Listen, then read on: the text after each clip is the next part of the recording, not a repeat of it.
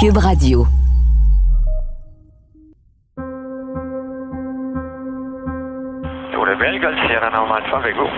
Je m'appelle Marie-Christine Noël. Je suis journaliste au bureau d'enquête de Québecor.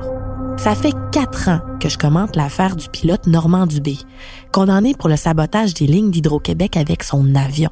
Et à chaque fois que j'ai l'impression de me rapprocher d'une conclusion, il y a un rebondissement qui vient tout changer. C'est un crime totalement prémédité, là. On s'est attaqué aux installations les plus importantes dans le but, justement, de faire mal à Hydro-Québec. À la suite du sabotage des lignes de transport d'Hydro-Québec, le procès a été placé sous le sceau de la sécurité nationale.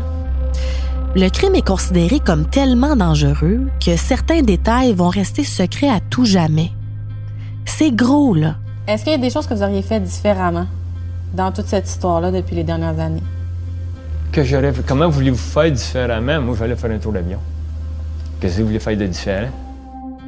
Le premier jour du procès, un témoin se suicide.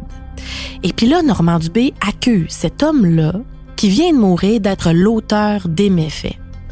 Et puis on se rend compte que ce témoin-là est impliqué aussi dans un autre procès pour lequel M. Dubé a été condamné, pour avoir commandé des incendies criminels chez des fonctionnaires avec des cocktails Molotov. La vengeance, c'est un plat qui se mange froid. Puis tabarnak, tout le monde va manger. Il fera pas autrement. La toile de fond des dossiers de M. Dubé, c'est celle-là, la vengeance. Monsieur qui est incapable de gérer sa colère, de gérer ses conflits et qui, par vengeance, s'est attaqué à Hydro-Québec. Et puis, au moment où il y aurait peut-être eu des chances en appel de ses verdicts fin 2020, Normand Dubé part en cavale.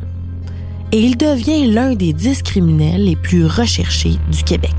Puis comment vous avez fait pour passer quand même 6 semaines? Comment vous avez fait pour rester caché aussi longtemps sans qu'on vous trouve? Je m'étais ramassé avec un taxi haïtien à Montréal.